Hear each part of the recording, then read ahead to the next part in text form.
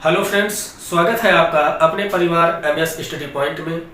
जी हाँ दोस्तों, जैसा कि आप जानते हैं हमने आपको गुणनखंड में गुणनखंडों की संख्या ज्ञात करना, गुणनखंडों का योग ज्ञात करना और अभाज्य गुणनखंडों की संख्या ज्ञात करना, ये तीनों टॉपिक हमने आपको पढ़ा दिया। अब इन्हीं तीनों टॉपिक पर हम कुछ प्रैक्टिस लेकर आपके बीच में उपस्थित हैं। जैसा कि आप पहला सवाल यहाँ देख पा रहे हैं कि 420 के गुणनखंडों की संख्या बताइए। तो दोस्तों 420 के गुणनखंडों की संख्या हमने आपसे कहा था कि जब भी गुणनखंडों की संख्या पूछे तो सबसे पहले उस संख्या का गुणनखंड ज्ञात कर लीजिए। तो 420 के गुणनखंड क्या हो जाएंगे? 420 का जैसे ही गुणनखंड आप निकालते हैं 2 दूना 4, 2 1 के 0, 2 1 के 2 बचे 10, 2 से नहीं कटेगा। अब हम आते हैं 3 तिरिका 9, 3 पचे 15, 5 सत्ते 35, 7 1 के 7। ठीक है दोस्तों, आपने देखा कि 420 को हम लिख सकते हैं 2 गुणे 2 गुणे 3 गुणे 5 गुणे 7। अब इस प्रकार से जो 420 के गुणनखंड निकल गए, हमने आपसे बताया था कि अब इनका घात के रूप में बना लीजिए। 2 का गुणा 2 बार हुआ है इसलिए 2 घाते 2 गुणे 3 का गुणा और कोई 3 नहीं है तो 3 का घाते 1, 5 का गुणा और कुछ नहीं है तो 5 के घाते 1 और 7 भी अकेले है 7 घाते 1। ठीक है दोस्तों, घात के रूप में बनाने के बाद सबसे पहले आपको निकालना क्या है? सबसे पहले आपको निकालना है कुल गुणनखंडों की संख्या। क्या निकालना है? कुल गुणनखंडों की संख्या ज्ञात करनी है। तो कुल गुणनखंडों की संख्या आपकी हो जाएगी, हमने कहा था जो इनके घात हैं सभी के घात में 1 जोड़कर आपस में गुणा करा दीजिए। तो 2 में जब 1 जोड़ेंगे तो ये 3 बनेगा। फिर 1 में क्या जोड़ना है? आपको 1 जोड़ लीजिए, फिर गुणा कराइए। फिर 1 में आपको क्या जोड़ना है? 1। फिर इसका भी घात 1 है तो 1 जोड़ लीजिए। ठीक, हमने यही कहा था कि जो गुणनखंडों के घात होंगे उनके घातों में 1 जोड़कर आपस में गुणा करा दीजिए। अब क्या निकला यहाँ पर? 2 और 1 3 गुणे 1 1 2 गुणे 1 1 2 गुणे 1 1 2। तो आपने यहां पर देखा 3 दूना 6 दूनी 12 दूनी 24। तो ये जो गुणा करने पर प्राप्त आंसर होगा ये आपके कुल गुणनखंडों की संख्या निकल जाएगी। चलिए अब आगे बढ़ते हैं। कुल गुणनखंडों की संख्या हो गई। अब हम निकालेंगे सम गुणनखंडों की संख्या। किसकी? सम गुणनखंडों की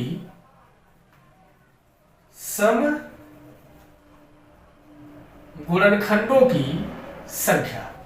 अब सम गुणनखंडों की संख्या कैसे निकाली जाती है? देखिए, सम गुणनखंडों की संख्या निकालने के लिए हमने आपको बताया था कि सम संख्या वाली जो घात रहेगी उस पे 1 नहीं जोड़ना है, बाकी सब पे 1 जोड़ देना है। ठीक है, तो सम वाली संख्या का घात 2 है, इस पे हमें 1 नहीं जोड़ना है, आगे बढ़ लेना है। अब इसके घात में 1 जोड़ेंगे तो 1 1 2 हो जाएगा, फिर इसके घात में 1 जोड़ेंगे तो 1 1 2 हो जाएगा, फिर इसके घात में 1 जोड़ेंगे तो 1 1 2 हो जाएगा। तो जैसा कि आपने देखा 2 दूना 4 दूना 8 दूनी 16। तो सम गुणनखंडों की संख्या कितनी निकल गई? 16। अब हम इसके तीसरे स्टेप पर पहुंचते हैं, विषम गुणनखंडों की संख्या पर। तो विषम गुणनखंड की संख्या कितनी हो जाएगी? विषम गुणनखंड की संख्या। तो विषम गुणनखंडों की संख्या निकालने के लिए हमने आपको नियम बताया था कि जब विषम गुणनखंडों की संख्या पूछे तो इन गुणनखंडों में सम से कोई मतलब नहीं, कोई लेना देना नहीं होगा। केवल जितने विषम अंक रहेंगे गुणनखंड के रूप में उन्हीं के घातों में 1 जोड़कर गुणा करा लीजिएगा। तो अब यहाँ हमें सम से कोई मतलब नहीं होगा। विषम वाले के पास देख रहे हैं 3 का घात 1 है तो उसके एक घात में 1 जोड़ लेंगे 2 हो जाएगा, फिर इसमें 1 जोड़ लेंगे 2 हो जाएगा, फिर इसमें 1 जोड़ लेंगे 2 हो जाएगा। तो इस प्रकार से 2 दूना 4 दूनी 8 हो गया। तो आपने देखा कि 420 के गुणनखंडों की संख्या बताइए, और इसमें 3 सवाल हमने देखा।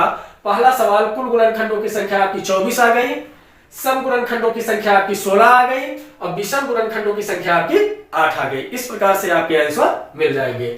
अच्छा, सवाल इस तरीके से दे सकता है कि 420 के विषम गुणनखंडों की संख्या ज्ञात कीजिए। तो सीधा आप विषम गुणनखंडों की संख्या इस प्रकार से निकाल सकते हैं। या सम गुणनखंडों की संख्या पूछ लिया तो उसका तीनों एक साथ नहीं पूछेगा। ठीक है, पूछ भी सकता है, कोष्ठक में करके इसको 3 आंसर देने पड़ जाएंगे। ठीक है दोस्तों, तो चलिए देखते हैं। वैसे भी कुल गुणनखंडों की संख्या आपकी 24 है, सम वाले का 16, 16 और 8 24 हो जाएगा। ठीक, ये आपके 3 आंसर यहाँ पर प्राप्त हो गए। अब इसी के साथ हम अगले सवाल पर चलते हैं। देख रहे हैं यहाँ पर एक सवाल है आपके लिए, 224 के गुणनखंडों का योग ज्ञात कीजिए। तो अब इस गुणनखंडों का योग कैसे निकालेंगे? हमने कहा था कि जब भी किसी संख्या के गुणनखंडों का योग निकालना हो तो पहले उस संख्या का आप गुणनखंड करा लीजिए।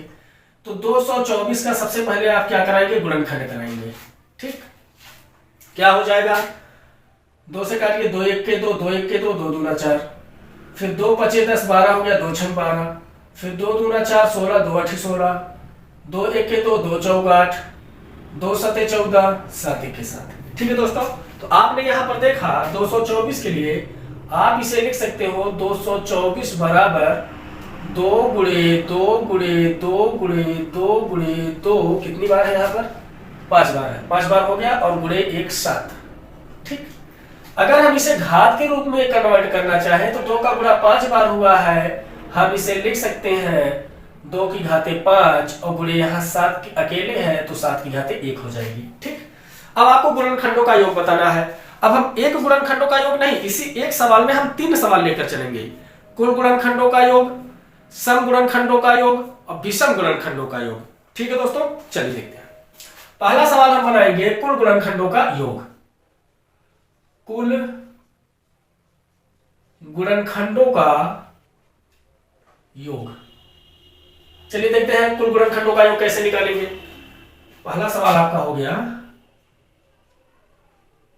ठीक, पहला सवाल हो गया कुल गुणनखंडों का योग। कुल गुणनखंडों का योग कैसे निकालेंगे? हमने आपसे कहा था कि जो गुणनखंड होंगे इनकी जो घात होगी, यह घात जो है हम 2 घाते 5 को 2 घाते 0 से शुरू करेंगे और तब तक उसको जोड़ते हुए जाएंगे जितना घात यहां पर होगा, जब तक कि वो 5 घात में बन जाए। जैसे आप देख लीजिए, पहले 2 घाते 5 को हम 2 घाते 0 से शुरू करेंगे और जोड़ते हुए तब तक हम जाएंगे जब तक कि 2 घाते 5 पूरा ना हो जाए। तो 2 घाते 0 प्लस 2 घाते 1 प्लस 2 घाते 2 और प्लस 2 घाते 3 और प्लस 2 घाते 4 और प्लस 2 घाते 5। हमने आपसे क्या कहा था कि जितना घात है उसी संख्या के 0 घात से शुरू करेंगे और वहां तक जाएंगे जितना यहां पर मौके पे है। तो इस प्रकार से हम यहां जाएंगे, फिर हम इनका गुणा कराएंगे और गुणा कराने के बाद 7 का 1 घात है तो 7 का 0 घात से शुरू करेंगे और 7 के 1 घात तक हम पहुंचेंगे, इस प्रकार से। ठीक है दोस्तों, चलिए जब हम इन्हें सरल कराएंगे जो आंसर आएगा फिर देखा जाएगा। 2 घाते 0 का मतलब 1 होता है, 2 घाते 1 का मतलब 2, 2 घाते 2 का मतलब 2 दूनी 4, 2 दूनी 4 दूनी 8, इस प्रकार से करते जाइए। 2 दूनी 4 दूनी 8 दूनी 16, 2 दूनी 4 दूनी 8 दूनी 16 दूनी 32।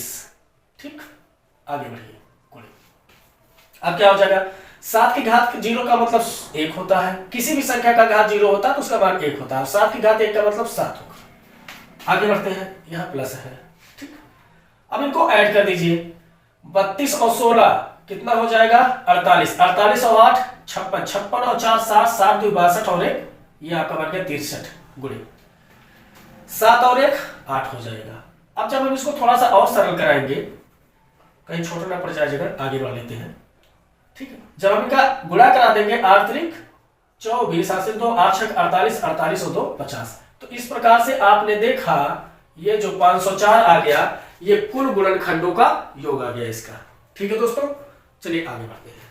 अब हमें निकालना है दूसरा सवाल, सम गुणनखंडों का योग।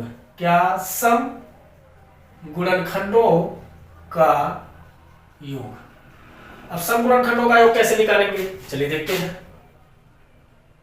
ठीक है, सम गुणनखंडों का योग का मतलब क्या होता है? हमने आपसे कहा था कि जब सम गुणनखंडों का योग पूछे, जब सम गुणनखंडों का योग पूछे तो सम संख्या की घात में 0 से ना शुरू करके हम 1 से शुरू करते हैं। कहां से शुरू करते हैं? 1 से शुरू करते हैं। तो यहां पर सम संख्या की घात 5 है तो सम संख्या की घात हम 0 से ना शुरू करके उसकी 1 घात से शुरू करेंगे और तब तक आगे बढ़ेंगे जब तक कि 5 को पूरा ना कर ले। तो 2 घाते 1, 2 घाते 2 प्लस 2 घाते 3 और प्लस 2 घाते 4 और प्लस 2 घाते 5 गुणे, आगे बढ़ते हैं। 7 घाते 1 है तो 7 घाते 0 से शुरू करेंगे और प्लस 7 घाते 1 तक जाएंगे। यहां पर कोई नियम, किसी नियम का बाउंडेशन नहीं है। आगे बढ़ते हैं। 2 घाते 1 का मतलब क्या हो जाएगा? 2, 2 दूनी 4, 2 दूनी 4 दूनी 8, 2 दूनी 16, 2 दूनी 32। ठीक, गुणे इसका घात 0 है तो 1 आएगा मान और 7 1 के 7 आ जाएगा। आगे बढ़ते हैं। अब आपने देखा जब इनको हम ऐड करेंगे और इसको टोटल हमने ऐड किया था तो 63 आया था। मतलब एक इसमें जोड़ दिया था ना, इसलिए 63 आया था। अब एक नहीं जोड़ना है इस बार हमें, तो क्या करेंगे, इस टोटल 63 में से एक घटा देंगे, आपका आ जाएगा 62। 7 और 1 8 हो जाएगा। जब हम इनका मल्टीप्लाई करा देंगे तो आपका हो जाएगा 8 दूनी 16 हासिल 1 8 6 48 और 1 49। तो इस प्रकार से आपने देखा कि ये जो आपका आंसर आ गया 496, ठीक है, ये आपके सम गुणनखंडों का योग आ गया है। अच्छा, इसमें एक सवाल और रह गया है, क्या, विषम गुणनखंडों का योग। ठीक है, तो तीसरा सवाल हम देखते हैं, विषम गुणनखंडों का योग। विषम गुणनखंडों का योग कैसे निकालेंगे?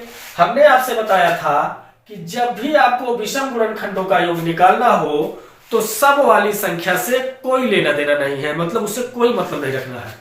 तो विषम गुणनखंडों का योग निकालते समय इस सम वाली संख्या से कोई मतलब नहीं रखनी है, सीधा हम आएंगे विषम वाले पे। तो विषम संख्या की घात 1 है, तो इसी की घात 0 से शुरुआत करेंगे और कहां तक जाएंगे, 1 तक। ठीक, और जब इसको हम सरल कराएंगे तो 7 घाते 0 का मतलब 1, 7 1 का घात 1 का मतलब 7 होता है, और आपका जुड़ के आ गया कितना, 8। तो ये आपका बन गया आंसर।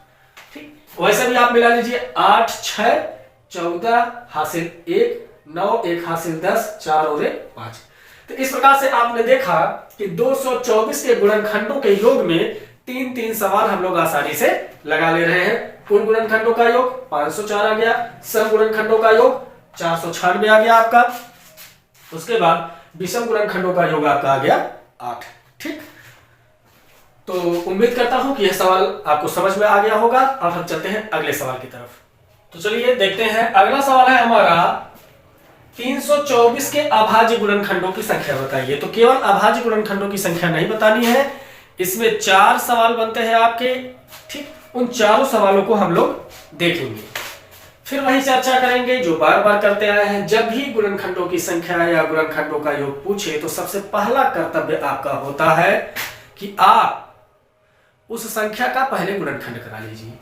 तो जब हम 324 का गुणनखंड कराएंगे तो हमें मिलेगा क्या, 324 का जब हम गुणनखंड कराएंगे तो देखते हैं, 2 1 के 2 12 2 6 12 2 दूना 4 2 8 16 1 3 27 81 3 9 27 3 3 9 और 3 1 3। ठीक है दोस्तों, चलिए यहां पर हमने देखा कि जो 324 के गुणनखंड थे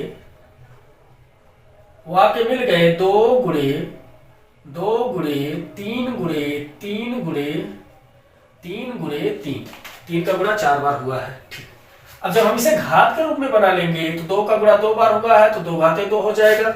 ठीक, और फिर यहां पर देख रहे हैं 3 का गुणा 4 बार हुआ है, तो 3 का घाते 4। इस प्रकार से अब आगे बढ़ते हैं। अब हमें निकालना क्या है, सबसे पहला सवाल आपको लेना है, दिख रहा है कि नहीं, चलिए सबसे पहला सवाल लेना है कुल अभाज्य गुणनखंड। कुल अभाज्य गुणनखंड की संख्या। अब ये कुल अभाज्य गुणनखंडों की संख्या क्या हो जाएगी, हमने आपको बताया था नियम में कि जब भी कुल गुणनखंडों की कुल अभाज्य गुणनखंड की संख्या पूछे तो कुछ नहीं करना है, या तो जितनी बार इनका गुणा हुआ है इसको जोड़कर बता दीजिए, और नहीं तो फिर जो घात है इन घातांकों को जोड़ लीजिए। इसका घात 2 है, फिर इसका घात 4 है, इनको जोड़ लेंगे तो आपका आ जाएगा 4 2 6। वैसे भी यहां से निकालेंगे 1 2 3 4 5 6, तो कुल अभाज्य गुणनखंडों की संख्या कितनी हो जाएगी, 6। ठीक है दोस्तों, चलिए अगले सवाल पे चलते हैं। अगला सवाल हमारा बन जाता है भिन्न अभाज्य गुणनखंडों की संख्या। क्या, भिन्न अभाज्य गुणनखंडों की संख्या। तो भिन्न अभाज्य गुणनखंडों की संख्या क्या हो जाएगी, भिन्न अभाज्य गुणनखंडों की संख्या जो अलग अलग जितनी संख्याओं का गुणा अलग अलग हुआ है, अलग अलग संख्याओं का गुणा जो हुआ है वही आपके भिन्न अभाज्य गुणनखंड हो जाएंगे। आप देख रहे हैं कि 2 है और ये 3 है, इस 2 और 3 के अलावा कोई गुणनखंड नहीं है, तो 1 और 1 2, तो इसमें दो अभाज्य संख्याओं का प्रयोग किया गया है, एक 2 का प्रयोग हुआ है, एक 3 का प्रयोग हुआ है, इसलिए भिन्न अभाज्य गुणनखंडों की संख्या कितनी हो जाएगी? 2 हो जाएगी।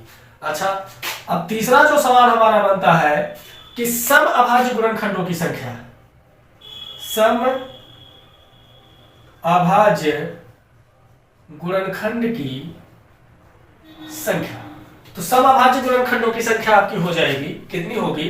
पहले सम संख्या पर जितनी घात रहेगी वही उसका हो जाएगा। तो सम संख्या पर घात कितना? 2, इसलिए सम अभाज्य गुणनखंडों की संख्या कितनी हो गई?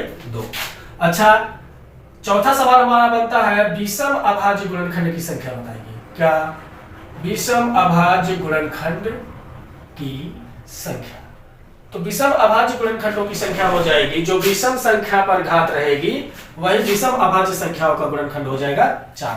तो इस प्रकार से आपने देखा कुल अभाज्य गुणनखंडों की संख्या 6, सम अभाज्य गुणनखंड की संख्या 2, विषम अभाज्य गुणनखंडों की संख्या 4 और भिन्न अभाज्य गुणनखंडों की संख्या 2। भिन्न का मतलब जो अलग अलग संख्याओं का प्रयोग किया गया है। ठीक है दोस्तों, तो आई होप आपको समझ में आया होगा। यदि समझ में नहीं आता है तो वीडियो को एक बार 2 बार और देख लीजिएगा। और हाँ, इस प्रकार से अपने आप से सवाल बनाकर इस पे आप प्रैक्टिस करें। जब आप प्रैक्टिस करेंगे तो आपके अंदर शुद्धता आएगी, पहली बात, और दूसरी चीज आपका स्पीड बढ़ेगा, और तीसरी चीज जो है आपका आत्मविश्वास भी बढ़ेगा कि आप इस सवाल को बड़े आसानी से लगा सकते हैं। तो दोस्तों, आशा करता हूं कि आपको समझ में आया होगा। इसी के साथ यदि आप हमारे चैनल पर नए हैं तो चैनल को लाइक, सब्सक्राइब और शेयर करना ना भूलिएगा। और साथ ही साथ ये टॉपिक कैसा रहा आपके लिए, अच्छा लगा या अच्छा नहीं लगा, जो भी आपको समझ में आए आप कमेंट जरूर कीजिएगा। हमारे मोटिवेशन के लिए आपका कमेंट जो है बहुत महत्वपूर्ण भूमिका निभाता है। तो इसी के साथ दोस्तों मिलते हैं नेक्स्ट वीडियो में नेक्स्ट टॉपिक के साथ। धन्यवाद।